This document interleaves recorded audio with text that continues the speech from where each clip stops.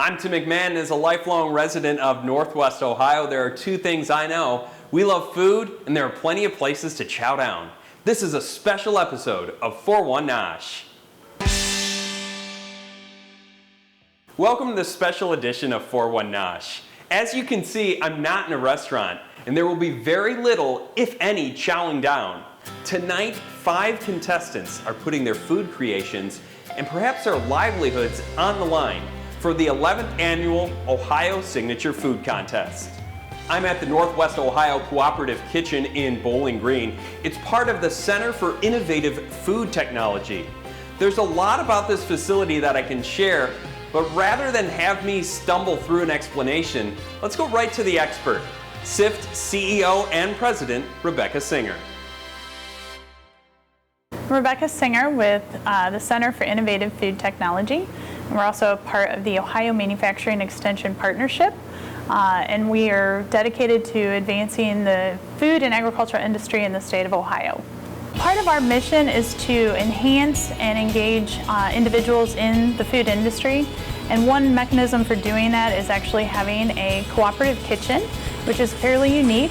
There's only a couple others in the state that allow people who have a recipe and a dream to make it into a product for the retail outlets can actually come and gain all of the business and technical assistance in order to be successful. And if they choose to do so, they're able to rent the kitchen and make their product. Hi, I'm Nathan Davis. I own Nate's Nectar, and we are a beekeeping company, business out of just south out of Lima. We run about 600 to 700 colonies.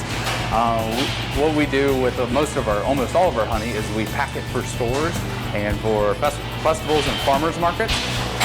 We produce natural raw honey.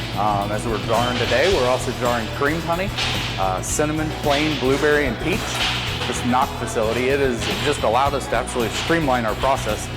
Today, in just a few hours, we're running about 1,600 jars versus our other inspected facility. We could only do maybe 100 in a day. So this facility really allows us to, figure of speech, just kick the doors open on our opportunities because we're allowed to produce, 10 to 15, 16% more or times more than what we have in the past. Therefore, it allows us to enter into bigger stores, and then Amazon, Etsy, a lot of online platforms as well. SIFT is supported through a number of different platforms. We have some funding that comes to us from the state through the Manufacturing Extension Partnership, as well as we do fee-for-service type work, and we have other foundations and grants that support many of the activities that we participate in. So through the blended resources of all of those elements, as well as some of the rental that comes through from the kitchen, we've been able to really have a unique business model to try to enhance some of these programs. The food contest really started out of an idea of just trying to find people that have food product desires. There's not a database of entrepreneurs out there to turn to, and we wanted to make sure people knew that this facility was available, but it did it in a kind of a more creative capacity. So we decided, let's try a contest and see what that might do for us. Everyone has a story that generally gets them to this point. We have partnered the last several years with the Ohio Farm Bureau Federation, for the focus being on trying to have products that are made from ingredients grown here in Ohio. So it's kind of an extra twist. We try to have a signature item that's supported by our agricultural producers, and it's really kind of opened up the opportunity to highlight even more of what Ohio has to offer. I'm Anthony Brubacher. I'm the owner of Cocina El Sol Taco Sauce, made right here in Wood County, Ohio. I won the Center for Innovative Food Technology's 2013 Product Development Contest. And I started because I had a Tex-Mex barbecue sauce that I created. And so I entered that into the contest. Ended up being a nominee for the top 8, and then a finalist, and finally won the whole contest. I was dreaming on paper. I would spend my time writing notes. How can I take a product, any product, from kitchen to the store shelf? And I was looking for places to make it, and I was introduced to the Northwest Ohio Cooperative Kitchen. They were gracious enough to give me a tour and to give me information. When I won the contest, they provided all the necessary support that I needed to produce a viable product. The fact that they offer all of this technology and expertise at a very, very reasonable price has kept me from having to buy all this equipment. And so all of these local companies have got this great opportunity to produce that they would never have had the opportunity to have before. So I owe everything to the Cooperative Kitchen and the Center for Innovative Food Technology. Most generally, the last several years, we have selected 2 winners. They have a full year of direct hands-on assistance from us for free. Then they also get an opportunity to really participate in a focus group, which is unique because most everyone that comes in says, my friends and family love my product, but they probably haven't gotten a lot of other outside consumer perspectives. Then all the marketing opportunities, the visibility, the connections to some of our judges, to our staff, to some of our network is in a broader picture. But there are a number of things that really kind of just depends on where they are and what they want to take advantage of that they get for a full year, and we're always excited to see where that's going to take them. Now here's what we can expect for tonight. 5 finalists will pitch their ideas one by one to a panel of judges. After deliberation, they'll decide on 2 winners. Before we get to all that drama, let's take a little bit of time to learn about each finalist. My name's Bill Brown. I'm owner and head baker for Little Rick's Puffers. We are a bakery that we're trying to start up, specializing in cream puffs. It's a favorite treat of me and my wife's. How we got started was, obviously we like cream puffs, so I make them a lot. My wife just gave me the suggestion, well, why don't we just start our own bakery? That's started this whole process of trying to figure out how to run a business using our cream puffs. The reason I chose cream puffs is they're very versatile. I like to try out new flavors, do cookies and cream, pina colada, cherry chocolate chip, gingerbread. It's just a way to express myself through different experiments and trials and just all kinds of different flavors. We named it Little Rick after our son Richter, and Puffers obviously is cream puffs. Oh, I think he woke up just now. I've never ran a business, so it is obviously with most things it's time and money. I'm still working a regular job at the moment, so things will take a little longer right now as compared to if I were completely devoting all my time to this. And yeah, like most people, we don't have a whole lot of expendable money, where the kitchen comes as a big help for us. The dream with Little Rick's Puffers is for this to be what we do. I know there's more to this, but to just have the freedom to just go in the kitchen and just try something new today, or have the time and experiment and have other people come in and try it and tell me what they think. I'm really looking forward to that. Hi, I'm Bijou Nuake. I'm originally from Togo, a small country in West Africa, where we make good food. And I learned to cook from my family, my parents, especially my mother who loved to cook. And this recipe is handed down from my grandmother to my mother, and I learned from my mother. So it's called exotic kebab. People make a different way, but I look for what I want in other people's stuff and I can't find it. So I decided to mix my own ingredients, spice, and make my own rubs at home. In the summer, I love to cook for families and friends, and they start asking for my rubs, my kebab rubs, and other spice. I like the food to taste right. If the food tastes right, you eat a little bit and you are satisfied. I never take it to any market because I'm not making it in an approved facility. I'm a food science student. So I have one more semester left at the Ohio State University in Columbus, Ohio. I have a degree before in food service management, but I wanted to do more. I want to explore and see how things are made and preserved to send to the market. So that's my goal. I always have that dream that I want to open my own food line one day, have my food in all the stores like Walmart, Kroger, and we all have a dream. And because people love what I do, how I make it, so I think it would be great for everyone to have. It's time for our first break. When we return, we'll meet the remaining 3 finalists for this evening. You're watching the 11th Annual Ohio Signature Food Contest on BCAN.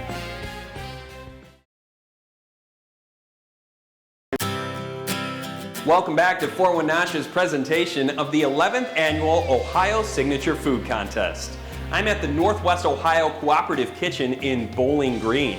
Tonight, 5 finalists will vie for access to this kitchen, as well as a slew of other prizes courtesy of the Center for Innovative Food Technology. We already met 2 finalists, now let's meet the remaining 3. My name is Nicole Reno. I'm from Toledo, Ohio, and I am the owner and creator of the Row Bar. It is the raw and organic bar. It has 5 ingredients, and they are all actually made homemade. They're pressed and cut all by myself, packaged by myself, and the personal touch, the thoughtfulness is really what's important in the product. I feel like a lot of individuals that have their own business kind of lose that personal thoughtfulness, and that's really what I want to stick with. That's why the bars are only $1. I give the first 5 for free to my customers, to new customers, just because you get more bees with honey. Literally and figuratively speaking, there is honey, which is the natural sweetener in my bar. You know, I'm a firm believer now, and that you are what you eat. I understand that phrase now. I've dealt with weight issues my entire life. I was always really, really heavy, and I had no idea that eating processed foods and added sugars is a nemesis of individuals who have weight issues. And so I've taught myself, along with being involved with different trainers and gyms and nutritionists, that eating raw and organic is the best way to go. Dealing with one of my weight loss journeys a couple years ago, and I was trying to figure out something that I could eat while hanging out at home that was going to be sweet and hit my sweet tooth, but wasn't going to be too bad for me. So I got onto Pinterest, and I actually combined 2 recipes that I found. And it's taken a couple years to actually get the texture and the method really down to it's a science. But I've perfected the recipe in the bar now, and I think they're amazing. So I actually do sell it already. I have a Facebook page. It's called the Roast Snacks page. I would love to see it in local gyms. I would love to see it in local farmers markets. It's a huge blessing to even think about the fact that I would have access to even all these individuals that will help me. The kitchen, though, gives me goosebumps because I have so much more space to work. Kitchen and counter space that I have to work with is pretty tiny. So I can only make a couple batches at a time. So there are some days when I'm making 10 to 12 batches on one day, and it takes me longer because I only have certain supplies. So having access to the kitchen would mean the world to me, and it would make so many more people happy because they would have so many more bars. Hi, I'm Kim Rozelle. I'm a school teacher from Findlay, Ohio, and I am the owner of Kimberly's, maker of apple cider syrup. Started this company because my husband and I are beekeepers, and my bees have been making a lot of honey over the last few years, and I've been selling food at the farmers market, and I really noticed there are people out there that want pure, high quality foods. So my husband and I have a small orchard of apple trees, and we were trying to figure out ways we could use the apples. And I ran across the idea of cider syrup. You can use cider syrup in so many different ways. So we have right here, I don't know if you can see, a little bit of Greek yogurt, and you can just pour that over top, kind of like you would honey. You could put it on your biscuits. So we like to put honey on our biscuits, but recently, since I've started making cider syrup, we've switched to this because it's a lot sweeter. I actually made a dressing with the cider syrup. So a little bit of olive oil and cider syrup and apple cider vinegar and a little bit of garlic. So moving on to dinner, I've got some appetizers. I made like this really beautiful charcuterie tray that's filling. We really like the cider syrup drizzled on the goat cheese. So it tastes fabulous. It really brings out the tart, sweet flavor in the goat cheese, so it's really awesome. So I made this bake free, and in place of the sugar in the recipe, I just used the cider syrup, and it makes like a really fabulous little dip in this situation. I also have made some salmon that we basted with the cider syrup, and also, you can see that, pork tenderloin. The other thing that you can do with it is make dessert. So this one here is an apple pie. It has a little bit of apple cider syrup in it, and you can top it with some cider syrup just to sort of bring out that intense flavor of the apples. It would be an incredible dream of mine to win this contest and actually be able to have access to the incredible kitchen that they have and all of the knowledge that they can provide me and guidance that the SIP could provide. My name is Brian Ruff. I live in Toledo, Ohio. My company is called Captain Ruffy's Carolina Sauce Company. We were founded in Toledo, Ohio in 2019. Our name, Captain Ruffy's, was actually co-founded in South Carolina. I've frequented South Carolina, and I've taken a lot of the flavors that I've learned from down there, and essentially that's kind of how I came up with the name, is because I love the peppers, the heat, all the fresh vegetables. In high school, I was about 15. My father was diagnosed with stage 4 colon cancer. And while my mom was in the hospital with him through his surgeries and everything he was going through, he was kind of my, I guess, release and my way to help out the family so she had something hot to come home to eat rather than just eating hospital food every day or leftovers. So it kind of just became a passion. And the process for my recipes, there was a couple of trials and a couple of different fruits that I used before I settled on cherries. Once I got the cherries and put all the flavors with the chipotle and the bourbon with it, I mean, it's just outstanding. From the very first batch, I had people getting jars to test, and they were like, I'm gonna buy this, I need more, make it. All right, so right here, we've got some, I call it roasted chicken. This is some chicken leg with the skin still on it. We crisp that up, get that to a nice internal temperature right around 165, and then we baste it with our cherry chipotle bourbon barbecue sauce. Then over here we got classic ribs. These are, I mean, just pull apart tender, they're delicious. I do a little bit of blistered tomato and some red onion just to kind of give it some of that nice, I guess, acidity and really just a nice fresh note with it, as well as some color. I offer a couple of different kinds of barbecue sauce.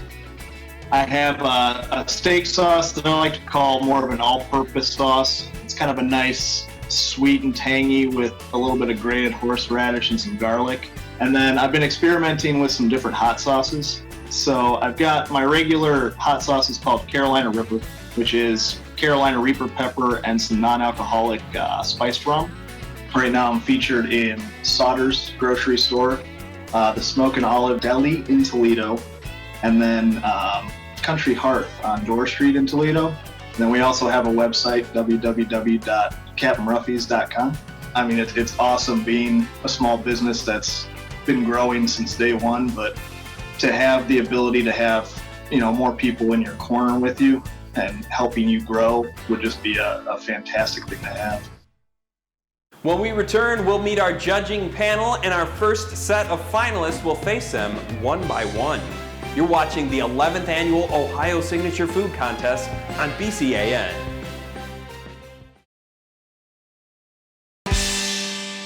Welcome back to 4-1 Nosh. I'm Tim McMahon in the Northwest Ohio Cooperative Kitchen in Bowling Green.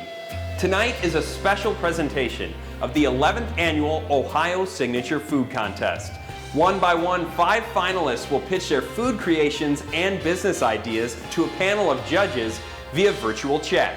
Before we get started, let's meet our judges.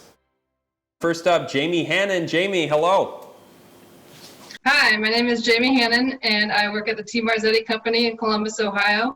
I work in retail R&D, developing dips and dressings. Jim Hoffman, you're next.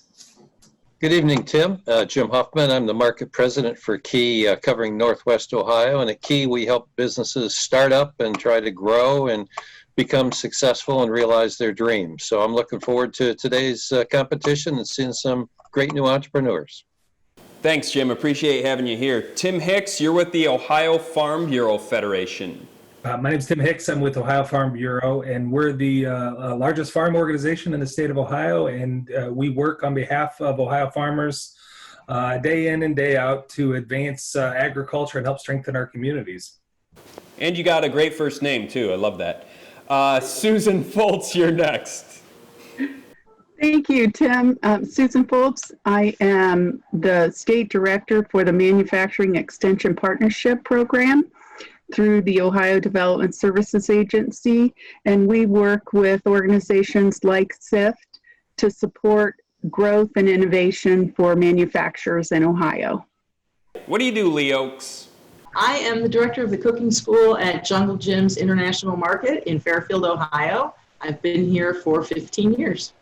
And our final judge is Jenny Brittenbauer of Jenny's Ice Cream. Jenny, thanks for being here. Tell us a little bit about yourself. I'm Jenny Brittenbauer. I started Jenny's Splendid Ice Creams in a farmer's market in 2002, and now we have 50 stores across the country. I have made ice cream in Lee's kitchen, so lovely to see you.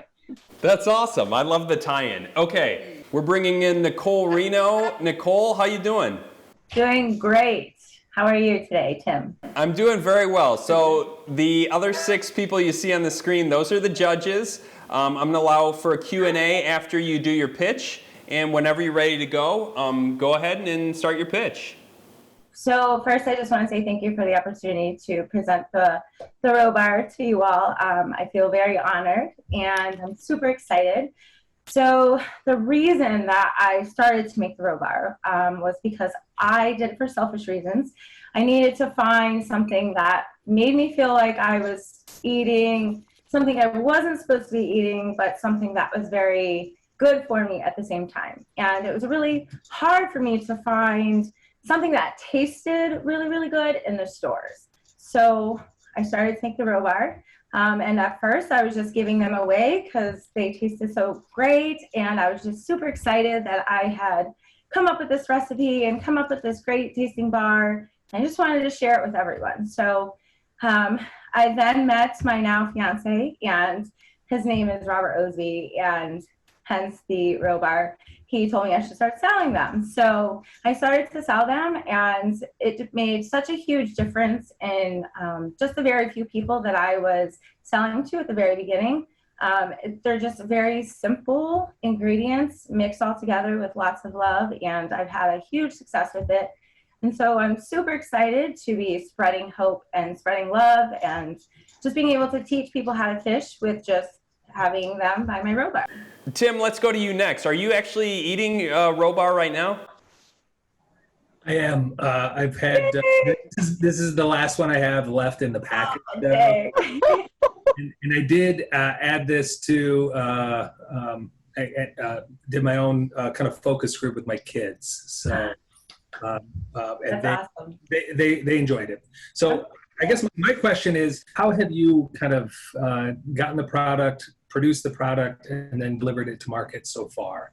I'm super into fitness, and so I was a member at a gym where the owner was letting me advertise my product to the members. And from that, I actually have 3 regulars from that gym still that buy 20 bars for me every other week. And then from there, I've just kind of advertised through social media, Facebook, Instagram. It's been a great hit. I usually post once every other week because it is just myself making the roll bars. So I'm just able to do it every other week, and I just crank out as many as I can. So I do free delivery. The COVID actually has kind of helped the roll bar business. May was my best month that I've had yet to date, and I sold 1,100 roll bars in the month of May. So super exciting. Honestly, just word of mouth right now, it seems to be working, but I mean, I'm super excited to explore. Let's go to Lee next. You have a question for Nicole. My question is about your packaging. Is that how you package them for delivery to your customers? The way they're wrapped and then in the plastic bag? Yes. I'm still trying to work out not doing them in the plastic bags because I have them right here. So this paper bag is actually a new thing that I've been doing over the last month, just because I was doing them at first in Ziploc bags, and I felt very funny about selling a product that was raw and organic in plastic Ziploc bags. The raw and organic look is super important to me. I picked the colors because it reminds me very much so of where I grew up. I grew up on a farm, and my parents are the most raw and organic, most simple humans I've ever encountered. So they're my inspiration for my colors. Their house is yellow, white, and brown. But yes, the nostalgic feeling that everyone usually gets from the roll bars is what makes me the happiest. So thank you. Jenny, you're up next. Okay, so I know we're running out of time, but I feel like I have a lot to say, but I won't. I just got back like a couple of hours ago from a hiking trip, and I took your bars, which was awesome. So I was actually eating them on the mountain. Of course, it wasn't like a really big mountain, but it was big enough for me to get hungry and to need that energy. I am definitely no stranger to making a product in a very crowded market. And I think what you're doing is really great because your customers will sell you into the stores when you may not be able to convince people to put you on shelves. And so that sort of street game is just everything. I was actually curious on the mountain, on the hiking trail, what the calories are in each one, and because that led me to think like, what is the sort of need that you're filling for people? And I love the idea of putting fitness tips in, because I totally agree it's not as crazy and hard as people make it out to be, and this is all new to me as well, but I'm inspired by people like you. So that sort of calorie count, what's the, I guess, like value proposition, or what is the, what are people buying when they're buying them? It's not just meal replacement, energy for a workout, So I would never call it a meal replacement. I would never replace a meal with the bar. However, it would be something for energy. The peanut butter chocolate chip surprisingly has the lowest amount of calories. I have made a label on Recipel, and the peanut butter chocolate chip has 132 calories. The oatmeal raisin has the highest, and that has 150. The s'more has 147, and that's per batch. So I make 45 bars per batch, and that's according to the ingredients that I put in. So I believe that the sugar content is under 8 grams. So it's just a really low calorie, great snack that you can take on hiking trips. I usually take the little bites that I cut around the edges. So I had the idea of making little bags of roll bar bites that you could also buy. So yes. What we will do is bring you in at the end when we announce the winners, so just sort of hang tight for the next couple hours. But thank you for joining us, and judges, thanks for all your questions as well. Kim Rozelle, you are up next. First of all, how are you doing tonight? I'm doing well, thank you. How are you? Good, doing really well. The other 6 people you see in here are who you're actually going to be speaking to. These are your judges, so you can start your pitch whenever you're ready. Well, hi, I'm Kim. And my goal is to provide traditional, pure, and wholesome food to the modern consumer. And I think that's where apple cider syrup comes in, because it's 100% made with apple cider, and it's completely natural. I plan on sourcing my apple cider syrup from Ohio orchards. That means that's good for Ohio because hopefully the demand for apple cider will create jobs within the orchards across the state of Ohio, and potentially, they may need more workers in their orchards and also in their cider pressing rooms and things like that across the state. So I feel like that this product, if I could get people to try it, it will be an amazing food that they've never tasted before and a different flavor profile that they haven't experienced. And I believe that it could sell and be an amazing thing for me and also the people in Ohio. I have used apple cider syrup and I've made apple cider syrup. And yours is much better than what I made. I have to tell you that. Oh, thank you. I've used it in pies and apple crisp before. My only question to you was the pricing. I saw on your information that you were considering selling it for $32 for 16 ounces. The product that I've seen before from a big baking company sells for about half of that. And I just wondered if that would be a problem.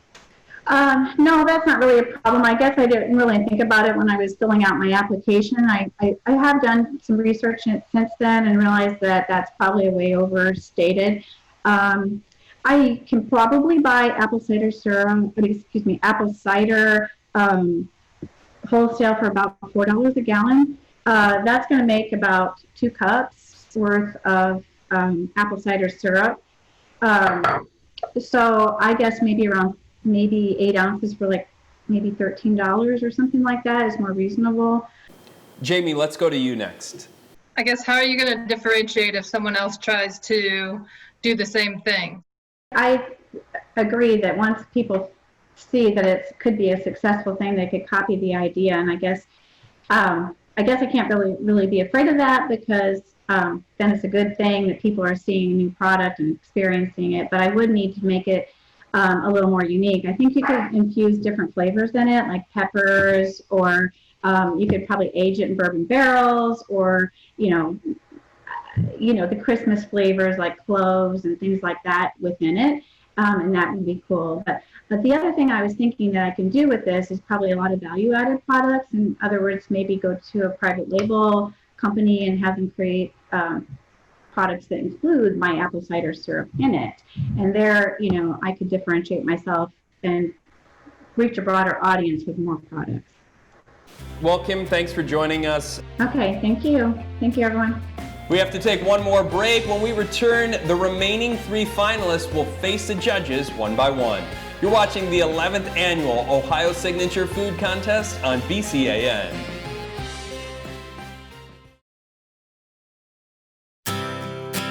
Welcome back to 419's presentation of the 11th Annual Ohio Signature Food Contest. One by one, 5 finalists are facing a panel of judges with their food creations and businesses on the line. We already heard from 2 finalists. Now it's time for the remaining 3. First up, it's Bijou Nuake. Thanks for joining us. Hi, Tim. Okay, so first up, Bijou, the 6 other people you see on the screen, those are the people you're talking to. Those are the judges, and they will decide the winners after they hear all the pitches. So right now, Bijou, go ahead and start with your pitch. Hi, Jenny, Jamie, and Leigh. I'm originally from West Africa, Togo, where this robe is from. It's popular in my country, but we all make a different way. And mine is very specific and very special because I add my own touch to it all the time. So it tastes great on everything, especially grilling. Chicken, lamb, turkey is a hookup during turkey season when you are fighting over with the oven. This one will ease your job for you. And most of the time when you get to the store to buy food, you don't get the taste you want. It's all blend and you have to add your own touch to it. So this one is a special touch from me because I love all spices, and I blend them together with the secret ingredient. All right. Thank you very much, Bijou. One by one, the judges are going to ask you a question. Let's start with Jenny Brittenbauer, Jenny's Ice Cream. Jenny, go ahead. Hi, and I actually have it on my popcorn right now in front of me. It's so good. I love it. The first time I put it in my mouth, it was like an umami bomb, and I could not figure out what was in it. I didn't look at the ingredients first, and then I had to go back and see it, and it's really, I just love it. And I cannot wait to use it on grilled meats and vegetables. My question is, do you have other spice blends as well? So as you take this to market, are there other ones that can follow from West Africa, from where you're from? I make some sauce for fish, especially for fish. Just add this, have everything in there with some olive oil or vegetable oil, and you just add it to you dry the fish a little bit, and you add it to it, and you grill it, or you just put it in the oven. And I have some black sauce. My kids call it black sauce. It's great with rice and beans. It looks like jerk, but it's not jerk seasoning. Thanks a lot, Jenny. Susan Foltz with the Ohio Manufacturing Extension Partnership. Susan, go ahead. Hi, Bijou. Hi, Susan. We did some on chicken and put it on the grill yesterday, and it was awesome. You know, there are a lot of different types of rubs out there. Yes. How do you see yours standing above the rest so that the customer's going to choose you first? I try all the rub out there, especially McCormick rubs. I always add my own stuff to it before I can grill or do something in the oven. So, you know, I'm not a big eater, but I like to taste my food. I like to have the umami. When you eat, you know you are eating. Because we are fighting for obesity. And when you eat blank food, you feel like you keep eating. But when the food tastes good, just a little, and you are hooked up and you are filled. You are filled up. So I know you try it once and you don't want to get rid of it. You want to keep buying it. Thanks, Susan. Jamie Hannon with T. Marzetti Company. Go ahead. Hi, my question is about where you source your spices from. Are you currently just buying them from grocery stores? And do you have plans for if you're going to scale up your product? Do you have plans on where to source all the different spices? Oh, yeah, definitely. Because the secret ingredient, I didn't get it from any store here. It was shipped to me. Oh. They ship them frequently to me. You won't find it anywhere, like anise and peanut and stuff you find here, but the rest you don't find them. So I have from good source to safe source. I buy them from safe source. Thank you to all our judges, and thank you, Bijou, as well. Okay, thank you, team. Thank you to all of you. Next up is Brian Ruffy. He's the owner and creator of Captain Ruffy's Carolina Sauce Company. Brian, how you doing? Oh, I'm doing good. How are you doing, Tim? Doing pretty well. The other 6 people you see on here, you're going to meet them one by one here in a little bit. Those are the judges. They will be deciding your fate, if you will. But first, let's hear from you, Brian. Go ahead with your pitch. I've been cooking for, I'd say, the better part of half my life. I've been a chef for about 10 years, in a kitchen for about 14 or 15 years. When I was 23 years old, I opened my first restaurant. That was my passion. That was my baby. Unfortunately, a year after I opened my restaurant, it burned down and it was a total loss.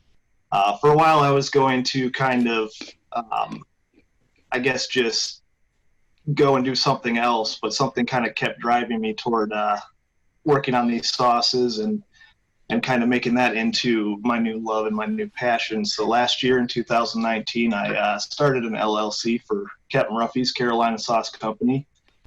Since last year, we've done almost 1,000 bottles of sauce locally. We've also sold online.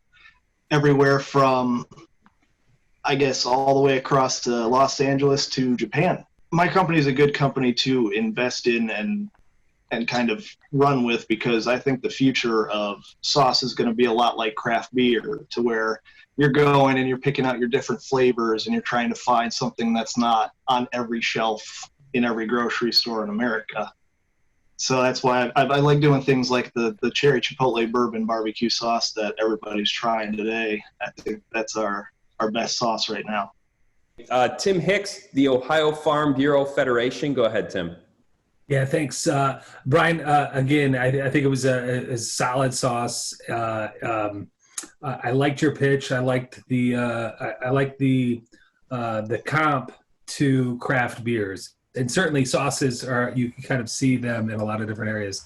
How do you see Captain Ruffy's kind of breaking through what is a little bit of a crowded market? Are you looking to partner with your background in the restaurant industry? Are you looking to partner with different restaurants and those in the food services industry to help move the product? Yes, actually, I've talked with some local providers for restaurants like Alpeak and Sons, and a couple of different restaurants that I know the owners of. They've run some different specials like ribs and things like that, and it's gone fantastic for them. So I kind of would love to partner with some local businesses and try and do some different specials and things like that to kind of get everything out there a little bit more and kind of get people more on board with the idea of the flavors. Thanks, Tim. Jim Hoffman with KeyBank. Go ahead, Jim. Yeah, Brian, I assume you're doing this part-time. You're still chefing it, is that right? Yes. Okay, that's good. Well, it keeps the food on the table, I guess. But when do you see yourself kind of jumping to that next level where you're going to have to really get committed to make this grow? Is that a year from now? And what are the steps you think you need to take to get there? Well, I definitely think I need to kind of expand with getting everything a little bit more, I guess, legalized. We have obviously the nutrition facts on the back.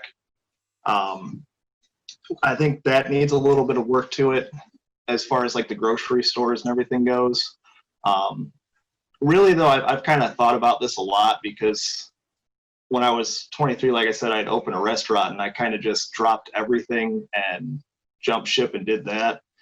And as scary as the thought is beforehand, I know now that, if it's your love and your passion, that you can't be scared about it. You got to just do it, and whatever happens, happens. So I just want to go with the steps and try and get as far as I can. You're done. You're off the hot seat. Awesome. Thank you so much. Thanks a lot, Brian. Thank you all so much. It was awesome. We'll see you in a bit. Thank you. Next up, we have Bill Brown. He's the owner and creator of Little Rick's Puffers. It is time for your pitch. The judges, you see them up there on the screen. Go ahead whenever you're ready. Hello, nice to meet everyone. As he said, my name is Bill Brown. I'm the owner and baker for Little Rick's Puffers. We are a bakery that specializes in making cream puffs. The reason we chose cream puffs is because we feel it's a more unique option. You don't see it in a lot of bakeries. We also feel that it's a lighter and not an overly sweet product compared to things like donuts or cupcakes and muffins, and also seasonal fruits or spices and things like that. Right now, our business plan is to start small, selling at things like farmers markets and coffee or tea shops. But as the product goes, we want to grow with it and maybe get our own shop and expand on the product later in the future. We'll start with Susan Foltz, Ohio Manufacturing Extension Partnership. Go ahead, Susan. Hi, Bill. I have to say I'm not a big coffee fan, but I gave the samples to my parents and they loved them. Like you said, not overly sweet. And I have a question around what would, there are a lot of options for cream puffs out there in the market. How would you differentiate yourself to get customers to buy yours over all the brands that are in the store? Well, one of the things we want to stand out is having like I said, the variety of flavors. So we can do, a flavor of the month and seasonal things, pumpkin spice in the fall. I did a gingerbread one last Christmas, and then just having other things like cookies and cream or cherry chocolate chip and things like that. Just always keeping things in rotation, keep it interesting. Let's go with Jim Hoffman with KeyBank. Yeah, Bill, you're just getting started. That's great. You're taking, I guess I would say, some baby steps as you're learning here. What's your big dream? Is this something that you see being full-time and something you hope to make a lot of money on and sell it across the country? Or is this more of you enjoy doing it, it's a local thing? Where do you see this going? Right now, it is something that I enjoy doing it, which is why we've kind of, gotten our foot in the door, like you said, doing some baby steps for now. I would like to see this in the future being my career, stepping in and doing this full time. Going, like I said, nationwide or whatever, it's not exactly a light at the end of the tunnel yet. I wouldn't cross it off, but I'm not thinking that far ahead yet. Well, they're delicious. Thank you. I think you could sell these through the internet and ship them all over the United States and refrigerated stuff, and people would buy them. They're great. They're unique. Bill, you are our last finalist, so the judges will now deliberate, and we will bring you back in as well as the other finalists. So we'll send you out right now while the judges deliberate, and we'll reach out when we're ready to go and find out who is going to be the winners for the 11th annual Ohio Signature Food Contest.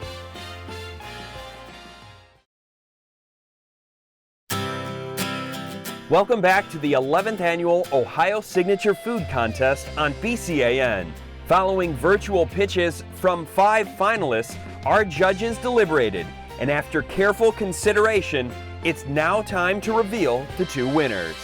First of all, you're obviously all winners for making it this far, and we appreciate you for entering and for joining, and wish you all the best of luck on your journeys going forward. But we do have 2 winners.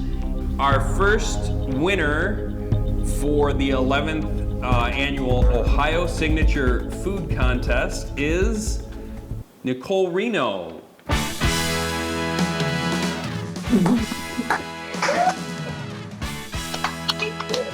Congratulations, Nicole. Congratulations, Nicole. We'll talk to you in a little bit. I want to get our next winner. And our other winner for the 11th annual Ohio Signature Food Contest, after the judges deliberated, they decided on Bijou Nuake with her exotic kebab rub. Congratulations to you. Congratulations to both of you, and for Kim and Bill and Brian, thank you very much, obviously, as well, for being the finalists and for joining us and sending your food creations out. We appreciate it, and best of luck to you guys. Thank you. Thank you. Thank you. Take care, guys. Well, it looks like Where'd Bijou go? Bijou left. Bijou's got to go make some more exotic kebab rub. We got our behind-the-scenes crew. They're going to be working on getting Bijou back in. But Nicole, first of all, let's get your reaction to winning. Well, how's this feel? It feels very surreal. I don't know whether to cry or scream right now. I'm super excited though. So thank you so much. I just kind of am speechless. So. Judges, I do want to ask you guys before you go, what was it about Nicole that sort of, pushed you over the top, pushed you over to help her become the winner? Well, I tell you what, the energy came through in the interview. I thought the product was great. The story was great. I think with where you are and how little time you've put into it so far, we really think in some of the conversation, it really seems like there's additional bright skies ahead for you, and keep up doing what you're doing. Thank you. I appreciate that so much. Bijou, where'd you go? I thought I had to leave. No, we want to talk to you a little bit. Well, you've had a chance to let it sink in a little bit. Bijou, how's it feel to win? I don't know. I'm so surprised. I don't know. I'm thankful. I feel grateful for you guys for choosing my product. Jamie, I'm gonna go to you because Biju's in the Columbus area, you're in the Columbus area. What helped you, sort of put her over the top for you? I think her passion about her products is great, and then just the versatility that we talked about, more than just a rub on grilled meats, but also as a popcorn seasoning or other uses, and the flavor keeps building and changing on different products, so we're excited to see where this goes. Thank you to all of you. Good luck. Congratulations. Hey. Thank you, Susan. Thank you. Congratulations once again to our 2 winners for the 11th annual Ohio Signature Food Contest. Thank you to our judging panel for participating and giving us their expert input. And a final thanks to the Center for Innovative Food Technology, the Northwest Ohio Cooperative Kitchen, and the Ohio Farm Bureau Federation. To all you dreamers out there, start prepping right now for the 12th annual Ohio Signature Food Contest. I'm Tim McMahon. We'll see you next time on 4-1 Nosh.